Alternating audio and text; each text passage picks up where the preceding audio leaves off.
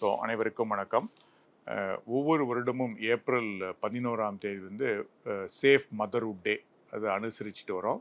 இது வந்து தேசிய பாதுகாப்பான தாய்மை தினம் அப்படிங்கிற தீம் இது.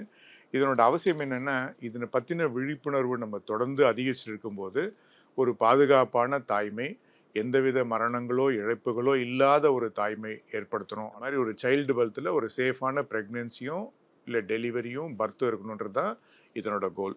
ஆக்சுவலாக நம்மளோட டார்கெட் இப்போ வந்து ரொம்ப நல்லாவே இருக்குது. So less than 49 per 1 lakh live births இருந்தாலும் நம்ம அடைய வேண்டிய இலக்கு வந்து இன்னும் அதிகம். அதாவது மரணங்களே இல்லாத ஒரு நிலையை நம்ம உருவாக்கணும். ஸோ அதை நோக்கி தான் நம்ம இது பண்ணிகிட்ருக்கோம். இந்த ஏப்ரல் 11th ஏன் கொண்டாடுறோம்னா, இது வந்து அன்னை கஸ்தூரிபாயோட பர்த் ஆனிவர்சரி. ஸோ அதை அனுசரிக்கும் விதமாக தான் நம்ம சொல்கிறோம். ஸோ இவங்க தான் அந்த உமன் எம்பவர்மெண்ட்டை பற்றி ரொம்ப காலமாக போராடினவங்க. அவங்களோட நினைவாக இதை கொண்டாடிட்டு இருக்கோம். ஸோ இதில் 2-3 விஷயங்கள் நம்ம பண்ணுறோம். இது பண்ணோன்னா, இப்போ நம்ம தமிழகத்தை பொறுத்த வரைக்கும் இந்த சிங்கிள் டிஜிட் மெட்டர்னல் மார்ட்டாலிட்டி அதுதான் நம்மளோட அல்டிமேட் கோல். ஸோ அதுக்கு நிறைய விஷயங்களை பண்ணுறோம். ஸோ ஒன்று வந்து இந்த பிக்மி அப்படிங்கிற போர்ட்டலில் ஒவ்வொரு தாய்மார்களையும் நம்ம ரிஜிஸ்டர் பண்ணி பர்டிகுலராக அந்த ஹை ரிஸ்க்குன்னு சொல்லுவோம், சிக்கலான பிரசவங்களை தொடர்ந்து கண்காணிச்சுட்டு வர்றதால நம்மளோட மகப்பேறு மரணங்களை குறைக்க முடியும். அது இல்லாமல் ஃபஸ்ட்டு 1000 days அப்படின்னு ஒரு கான்செப்ட். இதில் என்னென்னா, இந்த குறியீடுகள் வந்து அதிகமான பாதிப்பு உள்ள பகுதிகளை கண்டறிந்து அந்தந்த பர்டிகுலர் பிளாக்ல சில இன்டர்வென்ஷன் பண்ணோம்னா ஒரு பாதுகாப்பான பேறுகாலம் இருக்கும், பாதுகாப்பான பிரசவங்கள் நடக்கும்ன்றதால அந்த ஆக்டிவிட்டி பண்ணிகிட்ருக்கோம். அது இல்லாமல் டாக்டர் முத்துலட்சுமி மகப்பேறு உதவி திட்டம் மூலமாக ஒவ்வொரு தாய்மார்களுக்கும் ஒரு 18,000 நியூட்ரிஷனல் கில் உள்ளடக்கிய 18,000 அளவுக்கு ஒவ்வொரு கர்ப்பிணிகளுக்கும் உதவி பண்ணிகிட்ருக்கோம். அது இல்லாமல் ஜேஎஸ்ஒய் ஸ்கீம் இருக்குது. தேவைப்படுவோருக்கு நம்ம வந்து பிக்கப் ட்ராப்பும் உண்டு. அதாவது நம்ம அவசர காலத்துக்கு 108 யூஸ் பண்ணிக்கிட்டு நம்ம ஹாஸ்பிட்டலுக்கு வரலாம். அதே மாதிரி ட்ராப் வந்து ஜேஎஸ்கே பேக் அப்படின்ற ஒரு ஸ்கீம் பிரமாக கர்ப்பம் முடிஞ்ச பிறகு வீட்டில் எடுத்துமே ட்ராப் பண்ணுறதுக்கும் வழி இருக்குது. இது இல்லாமல் உங்களுக்கு ஏற்படக்கூடிய சந்தேகங்களோ தேவைகளுக்கோ 104ங்கிற எண்ணும் இருக்குது. இல்லை 102 அப்படிங்கிற இன்னொரு எண்ணிலையும் நம்ம தொடர்பு கொண்டு இதை பண்ணிக்கலாம்.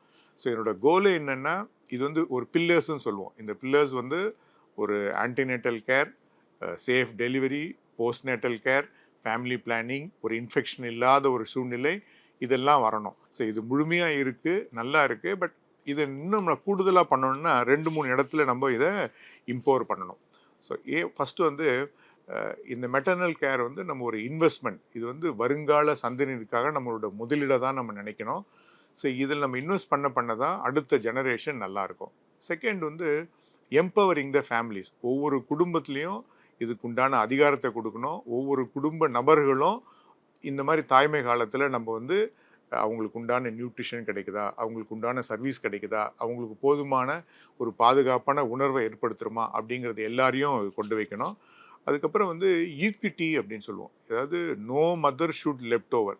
ஸோ எந்த மதருக்கும் எந்த சர்வீஸும் கிடைக்காம போயிடக்கூடாது. அனைத்து சர்வீஸும் அனைத்து மதர்களுக்கும் அனைத்து தாய்மார்களுக்கும் கிடைக்கணுன்றதை உறுதிப்படுத்தணும். அதுக்கப்புறம் வந்து லெவரேஜிங் டெக்னாலஜி அப்படிங்கிறது அடுத்த கான்செப்டில் போயிட்டுருக்கோம். அதாவது ஹை ரிஸ்க் மதர், சிக்கலான பிரசவங்களை கண்காணிக்கிறதை தாண்டி ஒவ்வொரு மதரும் ஒரு செல்ஃப் மானிட்டரிங்க்கு போகணும். அவங்களுக்கு என்ன சேவைகள் வழங்கப்படுகிறது, என்ன ரிஸ்க் இருக்கிறது, என்னத்தில் முன்னேற்றம் ஏற்படுத்தணும் அப்படிங்கிறது அவங்களும் அவங்க குடும்பத்தாரும் பார்க்கக்கூடிய அளவுக்கு உருவாக்கணும். அடுத்து வந்து இது வந்து செலிப்ரேட் மதர்ஹுட். இந்த மைண்ட் வந்து ஒவ்வொரு குடும்பத்துலேயும் ஒவ்வொரு கம்யூனிட்டிலையும் வரணும். இது வந்து தாய்மைங்கிறது ஒரு பயம் கலந்த ஒரு சந்தோஷம். இதை வந்து எல்லா குடும்பமும் கொண்டாடணும். ஸோ இந்த தாய்மை கர்ப்பகாலம் முடிஞ்ச பிறகு இந்த தாயும் சரி அந்த குடும்பத்தாரும் சரி மகிழக்கூடிய ஒரு சேஃபான டெலிவரி ஆகி தாயும் செய்யும் நலமாக இருக்கணும். இது ஒவ்வொருவருடைய உரிமை. அதை கொடுக்க வேண்டியது நம்ம எல்லாருடைய கடமை. நன்றி, வணக்கம்.